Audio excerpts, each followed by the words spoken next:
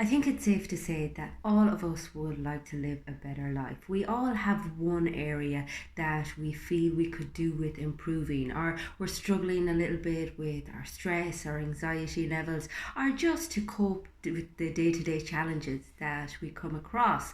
And I suppose we tend to look at external fixes. We tend to assume if we just lost a bit of weight, or, if we just secured that job title, or if we just study something else, or achieve something else, or purchase something else, that life is going to look a lot better. And unfortunately, although we get a temporary lift and a little dopamine hit from all of these things, they don't give us the long lasting contentment that we're seeking. They don't provide us with the meaning that we are looking for. And so we find ourselves wandering around, wondering what it is that we need to do and not really getting anywhere. And this is because an awful lot of the work needs to be done internally. If you don't have an inner congruence, if you are always looking to external sources to keep you calm, to give you a sense of peace and contentment, then you're always going to be left searching. And so a lot of the work that I do with people involves creating concepts such as awareness of the internal experience. Not so much repressing your emotions, not so much indulging in them, but getting that nice balance of recognizing them and not letting them predict your behaviors, because ultimately your moods will only impact on you as far as you let them. Likewise with your thoughts. So the more aware you are of your internal experience, your thoughts and your feelings, the more likely you are going to be to intervene with the impulses that arise from those thoughts and those feelings and alter your behavior accordingly. And this means that you're not as susceptible to being influenced by other people, to feeling hurt all the time, to feeling like as if the world is out to get you. It's so important to get an understanding of the self. It's so important to be able to challenge your interpretation of the world, and this involves self-knowledge. Basically we filter 95% of the stimulus around us. We basically only take in what we have to. We have to work like this, otherwise our brain would be completely overloaded.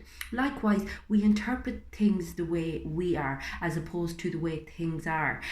We put our own version on events, which is very much influenced by our past experiences, what has gone before. So we assume if certain things have played out a certain way in our past, that this is going to be a predictor for the future. And that's not always necessarily the case.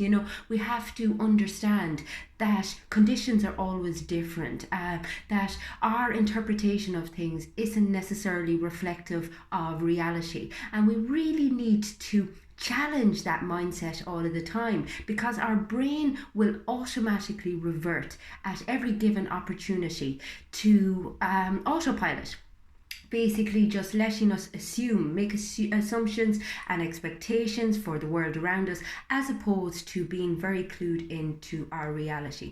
And when this happens, it leaves us open to, I suppose, hurt, disappointment, making assumptions about other people, feeling like we're not in control of our own lives, feeling like as if we have no sense of autonomy and independence. And creating a sense of awareness isn't necessarily always going to be pleasant. Part of what I call wise mind, part of what I call radical acceptance, is acknowledging that you have to accept your reality as it currently is in order for you to make any changes, and sometimes there's no changes to be made. Sometimes you just have to suck it up, because that's what life is. It's suffering. There's a certain amount of pain, there's a certain amount of discomfort and uncertainty, and until we can make peace with that, we're always going to be fighting against life. Now that sounds very morbid, however it's not necessarily so. Once you have made peace with your reality, once you have become more accepting of who you are, good, bad and indifferent, and more accepting of other people and their role in your life, then you're more at peace, because you're not living according to expectations of what things should be. You're more realistic, and you're more likely to seek out the things that give actual meaning, that actually fill you with a sense of purpose and a sense of joy and satisfaction.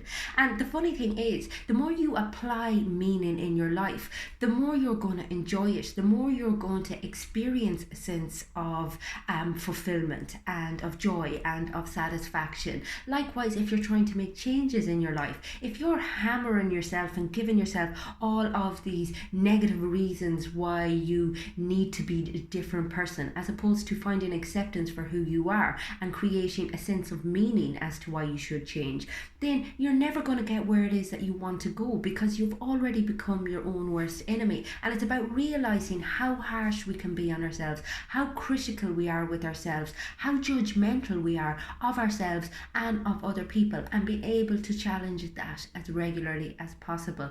And it is work. I mean, none of this is easy, and this is why so many people struggle to do it. I mean, I struggle with it on a daily basis. I fight my reality. I assume that other people should do things a certain way. I assume that I should be achieving certain things in life, or I should look a certain way. And every single time I have to bring myself right back to acceptance, to trying to find a peace of mind. And I suppose this is where the kind of meditative practice comes in, even just practicing mindful breathing, bringing yourself back to the present moment, reminding yourself that you are okay in this very moment, and trying to create a sense of peace within the body. And again, that's something that has worked really well for me. I used to find that I kept everything up in my head, all of my kind of expectations, all of my trying to solve my problem, like as if I was some